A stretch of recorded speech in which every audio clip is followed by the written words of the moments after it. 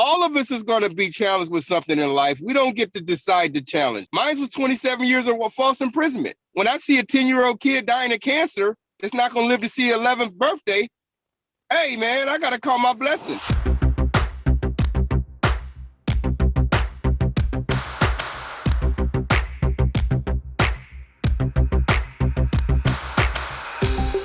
Jason Flom is one of the most successful music executives in music. He is also one of the foremost advocates for wrongful convictions in the United States. He is on the board of the Innocence Project, and he has gotten more people out of wrongful convictions than anybody I know, that's for sure.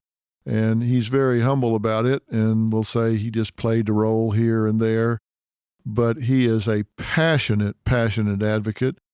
Tell me how you got interested in this. It was a serendipitous situation, which was that I opened up a newspaper that I didn't normally read. I think it was a Daily News, but I was on my way to play tennis, something you can certainly relate to.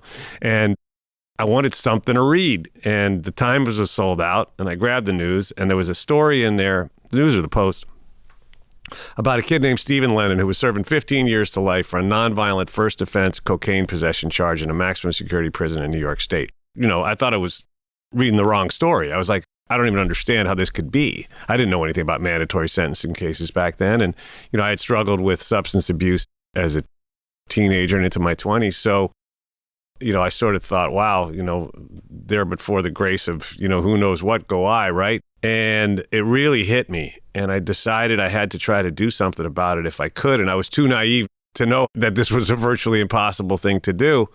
But I called the only criminal defense attorney I knew, was a guy named Bob Kalina.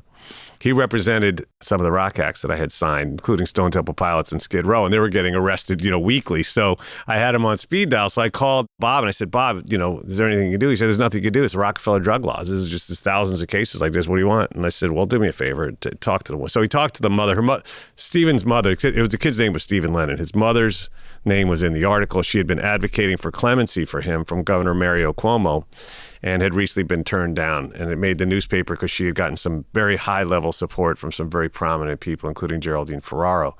And so that's why I was in the paper. I asked Bob to talk to Shirley, the mom. He did. He agreed to take the case pro bono. And even though he said it was hopeless, we ended up in a courtroom 6 months later in Malone, New York, which is right up on the Canadian border. And they brought this kid, Stephen, in shackles like he was Charles Manson or something. Nonviolent first offense, remember.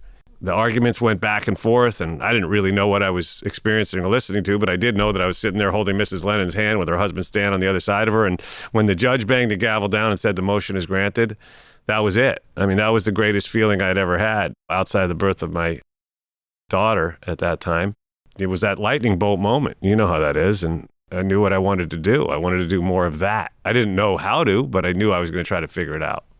How long did it take before they let him out? About a month.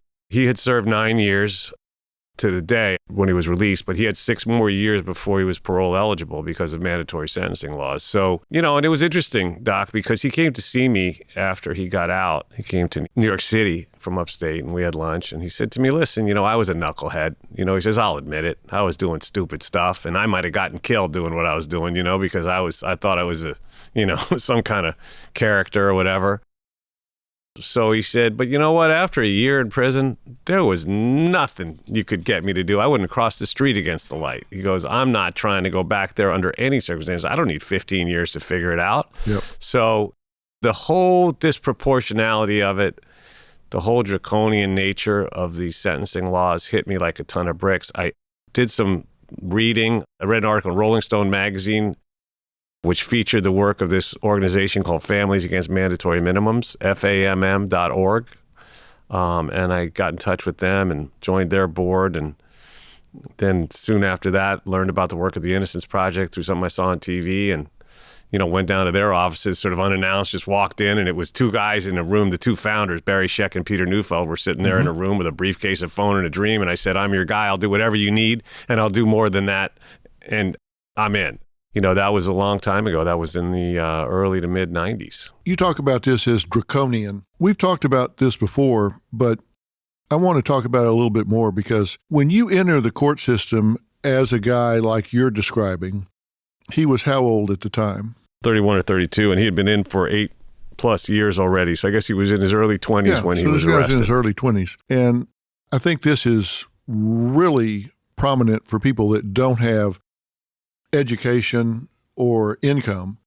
My point is, you go into the court system and the whole thing is stacked up to, number one, intimidate you, and number two, violate the rights that you're actually told that you're going to get. Think about it. If you're a kid, particularly a nonviolent first offender, you walk in there and what do you see?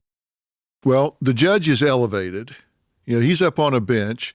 He's got flags on both sides of him. He's got a big seal behind him. Everything looks super official. Robe. He's got a robe. Yeah, he's in the robe, and he's sitting up looking down. He's got armed guards on either side of him. They call them bailiffs, but they're armed guards, and you can find out exactly how armed they are if you do something that they don't like. Then the prosecutor comes in, and he's in that court every day. So he knows that judge. They're on a first-name basis. And the court reporter is on a first-name basis with everybody. Then you come in. And the judge probably used to be a prosecutor because we know that about 80% of judges in America are former prosecutors. Of course. And they're all wearing suits, and they can stand, but you remain seated. And then they bring you up if you testify, which most of the time they tell you not to do because they think you're going to be an idiot.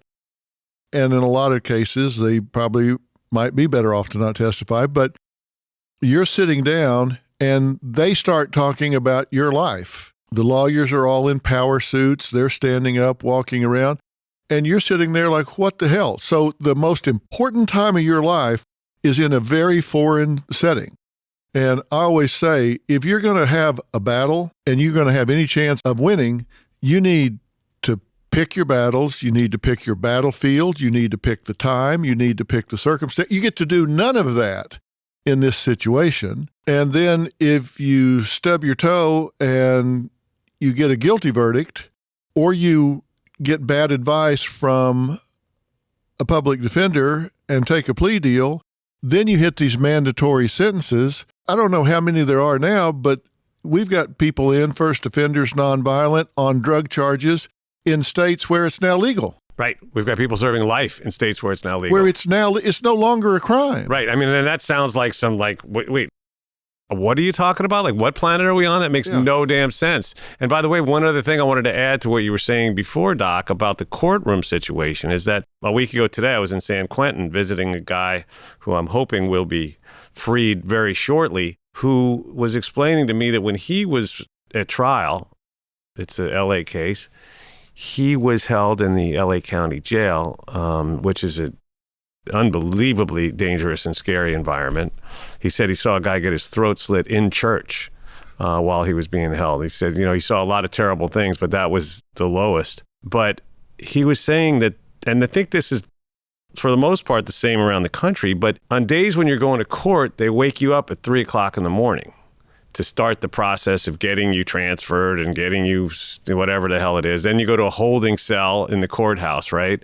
And by the time you get to court, you have slept because they don't bring you back until almost midnight, right? Because by the time they deal with all the paperwork and all the other stuff. So as he was saying, you're getting 3 hours of sleep a night if you're really lucky.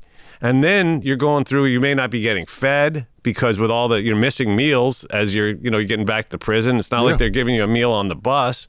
So you're in actually the most weakened state. It's literally the opposite of the scenario that you described, right? It'd be a miracle if you could have a rational thought. And here you are literally with your life on the line.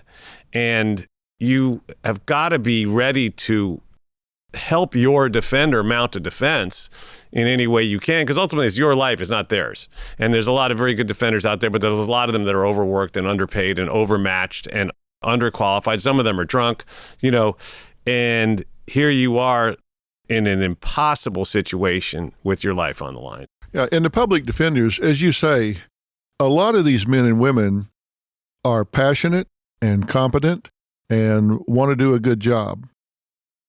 And some of them aren't.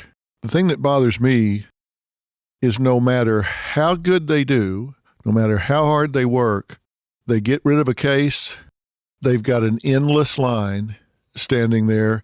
So working hard on a case, it doesn't improve their quality of life or their day because it's like spitting in the ocean. They're never going to get to the end of the line. So if they work hard, don't work hard, it's the same effect on the public defenders. No, that's right. Many of them are juggling over the course of a year. It could be as many as 400 cases. And so since we know courts aren't open on the weekends, you could be talking about more than one case on average per day. And that's if you don't have any time off. So it could be 2 or 3 cases a day. And some of them mean really well. There's that wonderful movie called Gideon's Army that profiles some of these heroic public defenders. But they're seriously underpaid. And they are, as you said, paid by the hour.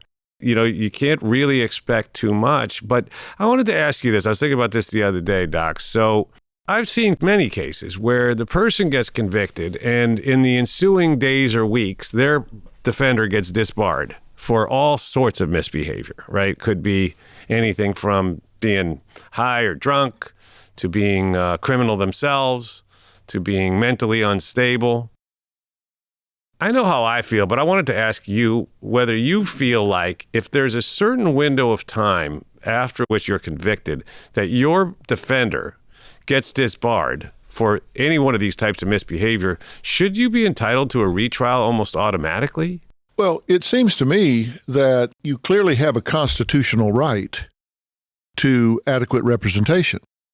And if you don't have adequate representation, then you've not had due process. I mean, you're entitled to a timely and fair trial. And if you don't have a timely and fair trial, then it seems to me that you've not gotten what you're constitutionally guaranteed. We've got a saying in Texas, for every rat you see, there's 50 you don't. And if you see a prosecutor, it's just like when you see a medical examiner that has faked autopsies or just made them up. You find that on one case. Well, let me assure you, do you think that's not true on 50 other cases? So that's called into question. If a medical examiner has been found to be incompetent or dishonest, they throw out every case that he's ever dealt with. Why would you not do it with lawyers? Right. We've had that with drug lab scandals as well, like in Boston, where that woman was found to have been stealing drugs, lying about the quantity of drugs, lying about the types of drugs, et cetera, et cetera.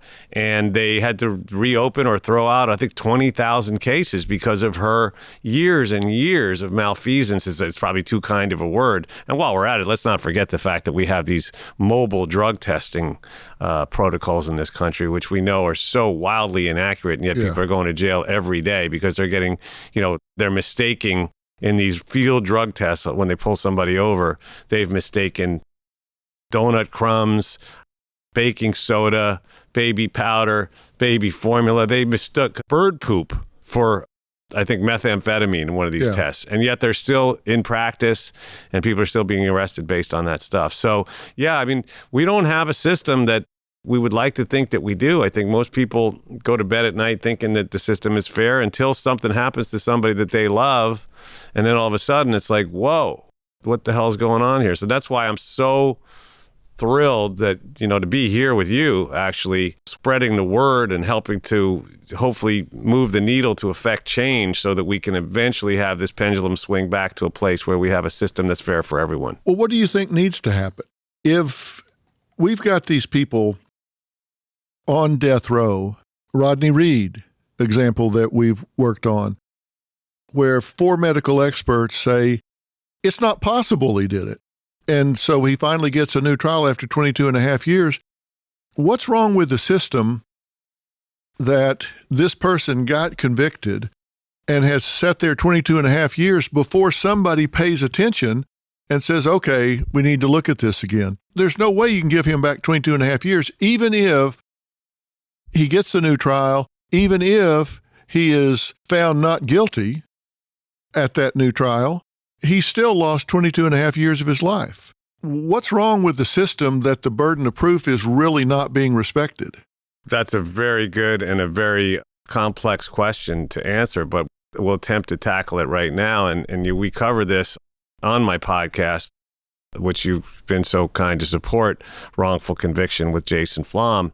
And I hope people will tune in and learn more about these causes, because I did want to mention, before we even get into the actual systemic problems, that there are cases that you'll hear on my podcast where defense attorneys didn't call witnesses that were in the courtroom. Right? They were just waiting to be called. That could have actually changed the outcome of the trial, but they just didn't do it. Who knows why? I can't imagine. There have been cases where attorneys didn't show up for court, or they slept through big parts of the trial. And yet these convictions stand for reasons that are beyond me. But I think the first problem comes, Doc, from mass incarceration itself. When you have a system that processes as many people as we do, it is impossible for it to work the way it's supposed to. And it wasn't always like this, right? We had a system where 35 years ago, we had 300,000 something people in prison and jail in America.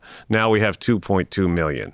The system's not designed to be able to handle that kind of caseload. Why is that jump from 300,000 to 2.2 million?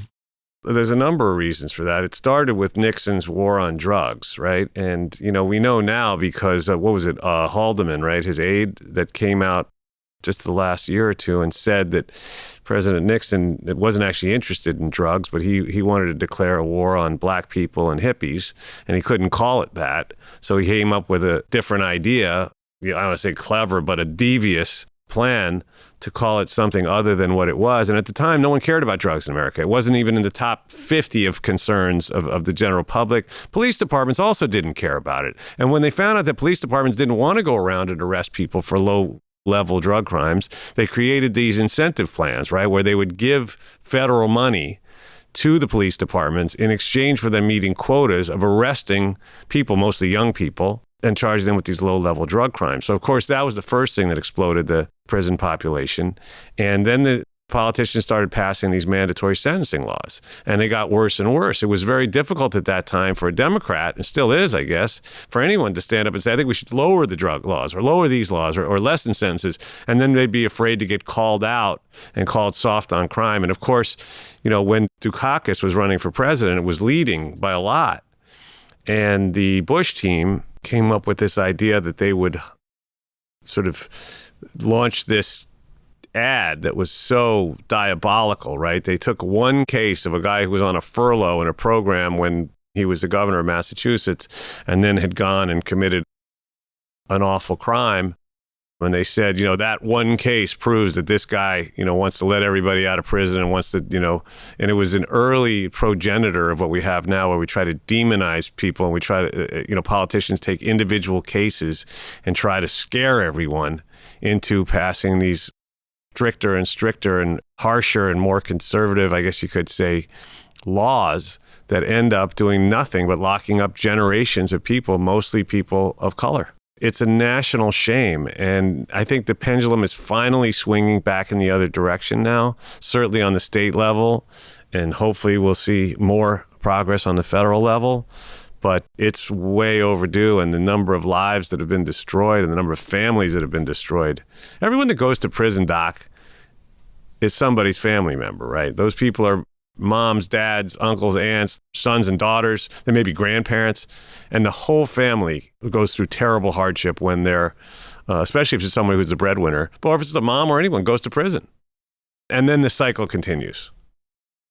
Well, and one of the things people don't realize is when you try to fight back after you've gotten this kind of conviction, the appellate process starts with getting your judge to admit that he's done something wrong. Right. You're actually getting somebody to criticize themselves. Right. You go back in front of the same judge in most cases, exactly. Right? And that's another thing. That's where it starts. But we've got to stop it on the front end. I mean, these wrongful convictions and these mandatory sentencing cases that I've gotten involved with, and in some cases been able to make a difference in, are a drop in the bucket. I mean, it's very meaningful to any individual person, but it's a tiny drop in the bucket. And I wish I could help everyone, and I'm going to do everything in my power to affect positive change on a macro level so we can impact many, many more people. But we have to fix the system. We have this thing now called the guilty plea problem, right? There's a hashtag guilty plea problem now.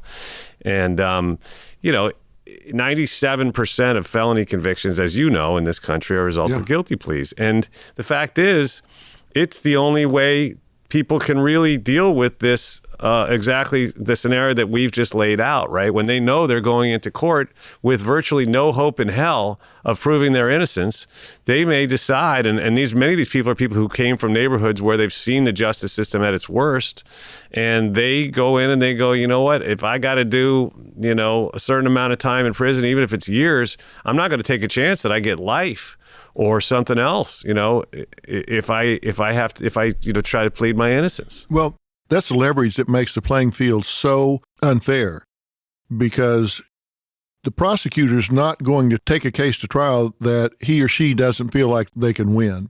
That doesn't mean the person is guilty, but they've stacked up all the evidence that they have. They know what that trier of fact, if it's to the bench, or they can persuade a jury with, and they have unlimited resources. Correct.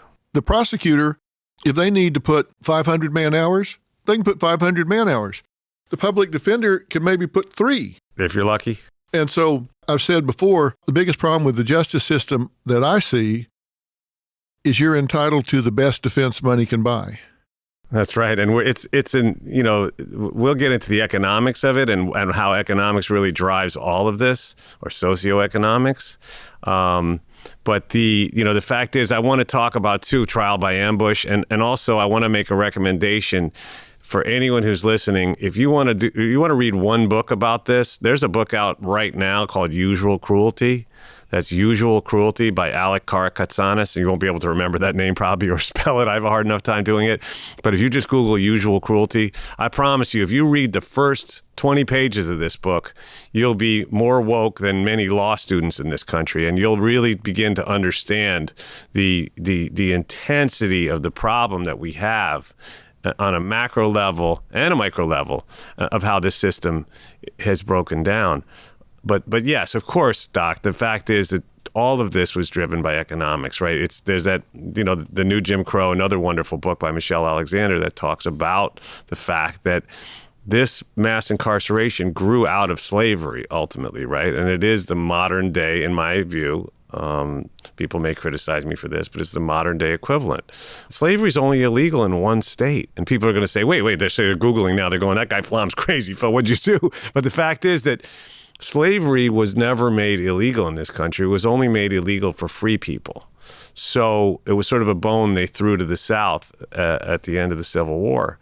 So as a result, what happened was, in the aftermath, authorities went around arresting black people of color, for loitering, for not having an ID on them, for not having a job, for mowing their lawn the wrong way, for anything. We've got thousands of laws in this country. Nobody knows, no one could possibly know all of them. And then they'd put them in prison where there was convict leasing and all this other stuff, and it became this new form of slavery. And now today, we have prisons in America. Listen, everyone knows you make license plates there, but they make Victoria's Secret underwear and Starbucks coffee cups and so many things you wouldn't think are made in prison. And you know what? The labor can be as cheap as 4 cents an hour, or, out here you have $1 a day or $1 an hour they pay the firefighters that are coming out of the prison and doing this heroic work. And then they aren't even allowed to become firemen when they get out. It's insane. They train them to fight fires, and they come out and risk their lives for this pittance, and then they can't become firemen. So the one state, do you know what the one state is where slavery was outlawed last year in a referendum? Colorado. Really? They're the first one. Yeah, it was a referendum, ballot referendum, and they outlawed slavery. So they can't do that in Colorado anymore, but everywhere else they still can, and in most places they do. So there's an economic incentive. It's an $80 billion industry, the prison industrial complex. So there's a tremendous economic incentive to keep it the way it is. And that's got to change too. There's a wonderful organization called Worth Rises, run by my friend Bianca Tylek, who is taking on this problem and suing prisons and trying to take the profit out of it. Because until we do, I don't think we're going to see real change. Valentino Dixon grew up in downtown Buffalo. Now, as a child, Valentino was a gifted artist who loved to draw. But then one night, August 10th, 1991, his world, well, it was turned upside down as he was wrongly accused of shooting and killing Toriano Jackson at Louis' Texas Red Hots restaurant in Buffalo, New York. Now, as a product of all of that, he wound up sentenced to 38 and a half years to life in prison. Today, Valentino and Marty Tankleff, who is now an attorney himself, was wrongly convicted and served almost 18 years before being exonerated of killing his parents, are joining me today to share their story. Marty, tell everybody where you were last time we talked. I was in a New York State prison serving a sentence of 50 years to life, where my first parole board appearance would have been October of 2040. Wow. So had my conviction not been overturned, had I not been exonerated, I would still be in a maximum security prison cell right now as we speak. This situation is absolutely beyond belief. You woke up on the first day of your senior year in high school and sadly discovered that your mother and father had been brutally stabbed and bludgeoned. Your mother, Arlene, was dead. Your father, Seymour, he was fighting for his life. And you called 911 and gave first aid to him, but he later succumbed, correct? And that is all correct, yes. Tell us what happened from that point forward. You wake up that morning, you find them. After calling 911, law enforcement showed up at my house pretty quickly. I had some family members who showed up, but I was isolated, I was separated. And instead of me going to the hospital where I wanted to go, where my family demanded I go, I was taken to police headquarters. And instead of being with my family, my father, I was interrogated for countless hours. The interrogation wasn't audio recorded. There was no video. There was no stenographic transcript of it. And after countless hours, the detective said, I confess to the brutal murder of my mother and the attempted murder of my father at that moment. And I was arrested. And that was the last day I saw freedom for several weeks until I was given bail. Now, you were taken to the police station and you were interrogated for countless hours. How many hours are we talking about here? We really don't know. I mean, because all I remember, it was brought in when it was light out. And when I finally left, it was dark out. And since law enforcement chose to be deceptive, dishonest, a lot of the record keeping wasn't accurate. But we would say that the interrogation was probably anywhere from 6 to 10 hours if we had to give an estimate. And a windowless room, no food, no water, no contact to the outside world other than, well-seasoned homicide detectives. Now, this was Suffolk County, right? It was Suffolk County, New York. Yeah, and this was a law enforcement agency that was under investigation for corruption at the time, including coerced confessions. You didn't know any of this at the time, of course, but we know it now. We know it now, and one of the primary focuses of that investigation was K. James McCready, who was the lead detective in my case, who showed up at the crime scene, my home, shortly after 911 phone call when he wasn't scheduled to be working that day. He was supposed to be at his construction site, but he showed up within maybe a half hour dressed in a suit and tie. Wow. Now, as I understand it, there was a finding that he had perjured himself in a prior murder case? That's absolutely true. He had obtained a false confession in a prior murder case where he elicited a confession that a knife was in a particular location. And what ended up happening was at a later point, they actually found the real knife in a completely different location. And it was a judge, Stuart Nam, who demanded the governor, which was Mario Cuomo back then, to conduct a special investigation into Suffolk County and their tactics. And it was a finding that McCready had committed perjury, but it didn't stop him from remaining on the police force. Wow. Now, he faked a phone call and told you that your father had regained consciousness and identified you as his attacker. That is absolutely correct. And that was just one of the many lies that he told. What, as a 17-year-old kid being hammered by these professional interrogators in a windowless room with no food, emotionally torn down because you know what's happened to your mother and father, take me through that moment when he tells you your father has just identified you as the attacker. For people to understand, you gotta have to understand being, isolated, separated. You're being told that, that these law enforcement who I was brought up to believe in and trust in were telling me that they had evidence of my hair in my mother's hands. And then all of a sudden McCready does this fake phone call where he comes in, he goes, "Listen, Marty," he goes, "we know you did this murder. They just pumped your father full of adrenaline and he identified you." And at that very moment, you kind of the world just comes crushing down on you. There's this disbelief. And I said, there's no way my father would say that. I said, the only reason why he would say something like this is because I helped perform 911 on the first aid that morning. And McCready goes, kind of stop the bullshit, Marty. We know you did it. Your father just said you did it. Just tell us you did it. And that's kind of how they get false confessions. They have you starting to believe their lies. And you kind of almost fight with your own brain because you know what the truth is.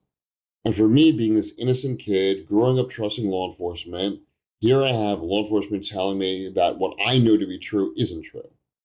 I've talked to prosecutors, federal and state prosecutors, that even in the face of DNA evidence, even in the face of confessions from actual killers, are still skeptical of false confessions. They'll say, look, people just don't confess to crimes they don't commit.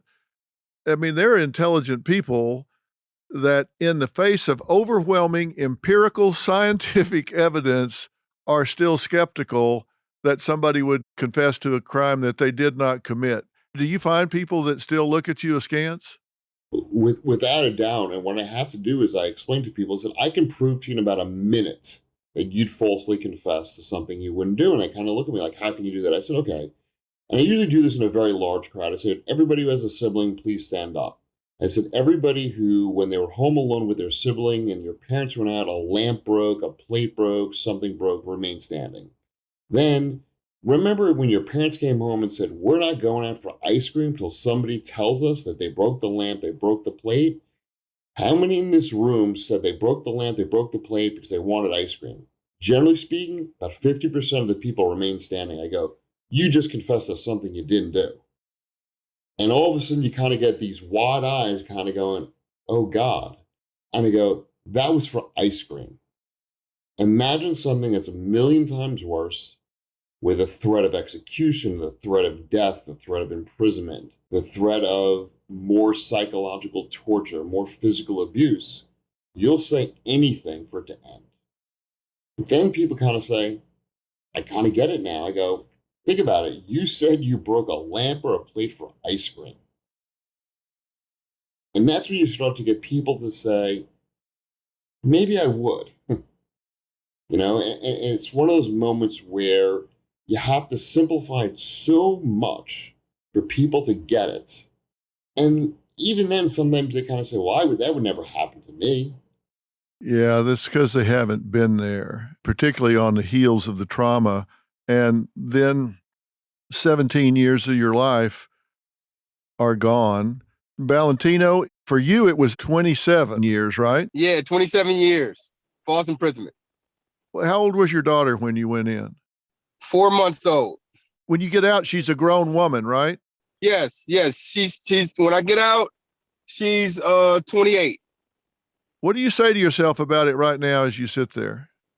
Well, I'm a blessed man. Right now I'm sitting in my car. My daughter's running a restaurant 5 feet away with my grandkids. And and hold on. And she became a school teacher. So, mine turned out a little different than other people's but I went in at 21, Dr. Phil, and I walked out at 48 years old, and I'm a strong believer in God. So God had a purpose for me. You won't believe this. And I put this in my book. In prison, they used to call me the Black Dr. Phil. Okay, because I had read over 600 books and everybody came to me for advice. Yeah. You're wearing your hair the right way. I can say that. Thank you. But I mean, mine would have ended very tragic if I didn't meet someone like Marty, and if I didn't have my art to lean on. I had my art to lean on, and it was the art that got me national attention. Because after all my appeals was denied, 8 witnesses cleared me the crime and a confession from the person responsible, and that wasn't enough. A lot of times authorities, when they make an arrest, they cannot phantom making a mistake, and this is the problem. We're all human here. Everybody makes a mistake sometimes. And when you get the bad apples refuse to admit that they made a mistake, no matter what amount of evidence come before them. Well, so people understand, August 10th, 91, a late night fight broke out at a gathering outside of Louis' Texas Red Hot restaurant at the intersection of East Delavan and Bailey Avenue in Buffalo, New York. Now, this Toriano Jackson was shot and killed. They got an anonymous tip, and the police arrested you for the murder and for shooting at 3 other people. But it was just 2 days after your arrest that Lamar Scott confessed to the news media that he, in fact, shot and killed Jackson. What happened then? It's supposed to be a no-brainer. What happened then is they took his statement and they kicked him out of the police station and told him to get his lies straight. Get his lies straight. Yeah, they didn't believe him. I mean, Dr. Phil, I could tell you, essentially what happens is that these law enforcement agencies get institutional blinders. And quite often when they've publicly announced that they've arrested someone, and all of a sudden the real perpetrator comes forward or evidence of someone else comes forward, that the person that they've arrested already, they just continue down the prosecution, right? I mean, if you remember the last time I was on your show, there was a detective who talked about false confessions and how he had never been involved in a wrongful conviction case. And we know where that has led. But we see this so often where law enforcement announces they've arrested somebody and it's kind of the snowball effect. They just try to build this case around that person.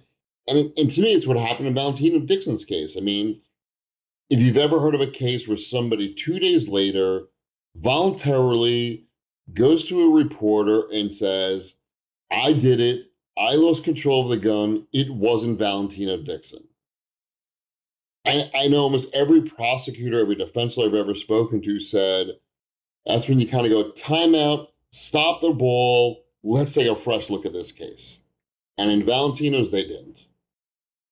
Well, is this just confirmation bias? Do they just lock in on this and they don't want to see or hear anything else? I would say absolutely yes, because if you look at, a lot of the empirical evidence on wrongful convictions, we've seen so many innocent people go to prison, and later on, when the facts come out, we discover that the law enforcement had evidence that pointed to someone else, not the person that was convicted.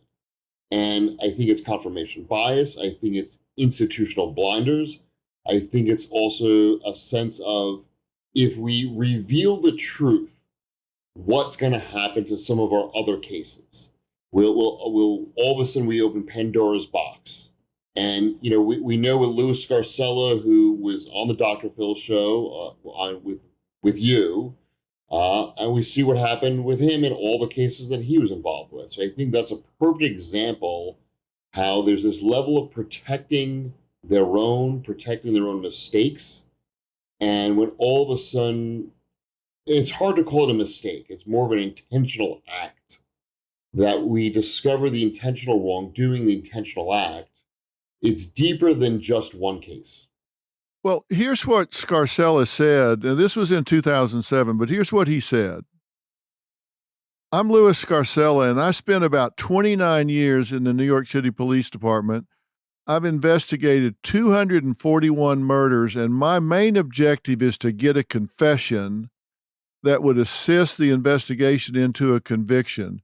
Are there rules when it comes to homicide? No, there are none. I will do whatever I have to do within the law to get a confession or to get someone to cooperate with me. I lie to them. I will use deception.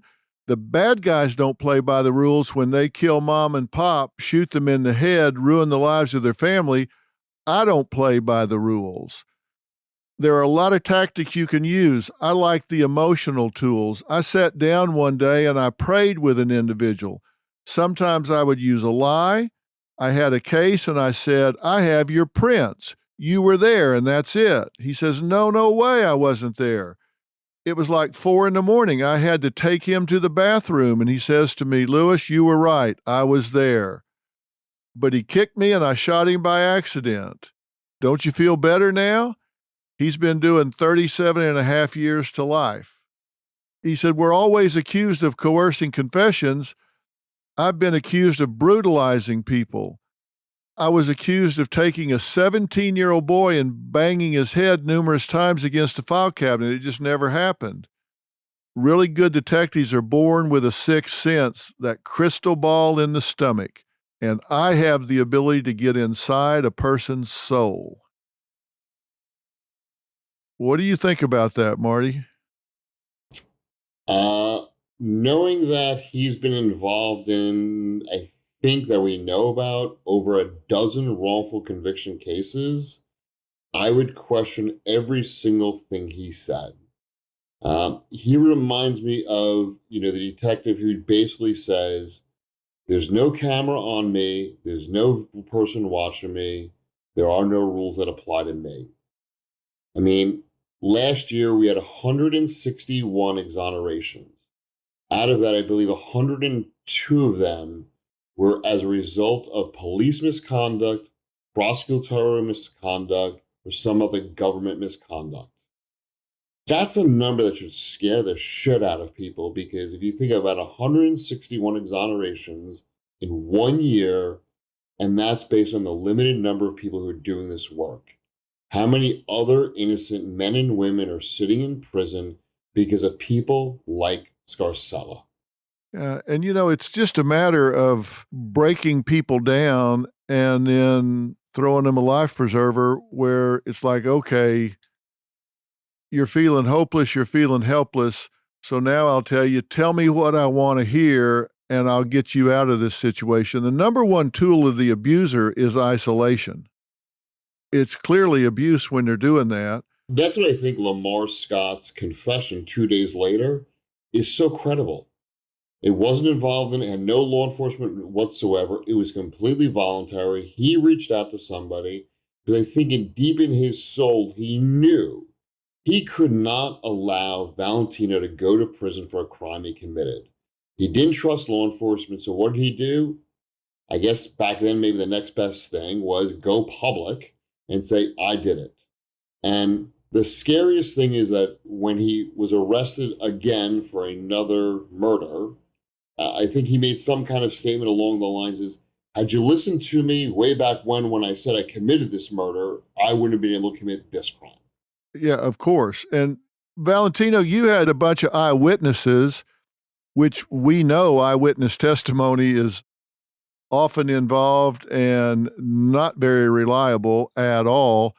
But you had eyewitnesses that said you did it, even though you had somebody confessing. I'm really curious, and I think our listeners and viewers are curious about what you were saying at the time when the shooter was saying he did it, and they were ignoring him and prosecuting you. Well, Dr. Phil, I come from a very bad neighborhood, a lot of stuff going on there. And I had to ask myself, was I in the twilight zone? because up until now, I've been around a lot of people in the hood, as they would say, that do some awful things. I grew up with a lot of these people, but I never knew that these type of humans existed. Someone that would actually get on the stand and lie about a murder case. It was later proved that they were coerced by the prosecution, but also I had 8 witnesses that cleared me. So it was over 90 people that witnessed the shooting, Dr. Phil. So it was at a public restaurant. And, you just can't ignore that type of evidence. 8 eyewitnesses. And I took a polygraph test and passed it. Did this get to you emotionally? Were you angry? Were you depressed? Were you helpless? I mean, how did you feel? Well, what happened was this, it took me 7 years to get my focus and normalcy to a certain extent back. 7 years. And it wasn't until my uncle sent me some color pencils and some paper, and he says, hey, if you can reclaim your talent, you can reclaim your life. And I started drawing. And the drawing for the next 20 years is what kept me strong, what kept me going. Art was important to you before this all happened, right? Oh, yeah. I went to performing arts for art, And, I've been drawing since 4 years old. I won an art contest, but for 7 years, I hadn't drawn anything, painted anything. And it wasn't until my uncle sent me those supplies that my spirit started growing, because prison's a place designed to break your spirit. And, I took to the art again and it saved my life. I've always had a great spirit. I've always loved everybody. I get along with everybody. And prison didn't change that for me. I had my moments where I was bitter and angry and everything, but I can still wake up in the morning and smile and laugh, man. I'm not harping on that stuff. I'm just glad that I made it out. Too many of my friends didn't make it out. Some of them committed suicide. Did you ever consider that? Oh, yeah, man. At least once or twice a year, but I knew that I had a bigger purpose, and that's what kept me going. And what was your bigger purpose? My bigger purpose was to make my family proud, to leave a legacy, and to change the world in some small way. And I mean, I talk to kids now about making the right choices in the inner city. All of these kids going to prison where I come from, and so for me, that's more fulfilling than anything in the world. And I was also there to help guys get their GED, because I was one of the educated ones, to help guys get their GED, to counsel them about making the right choices upon being released. So, hey, for me, it was, I'm blessed, man. That's all I can say.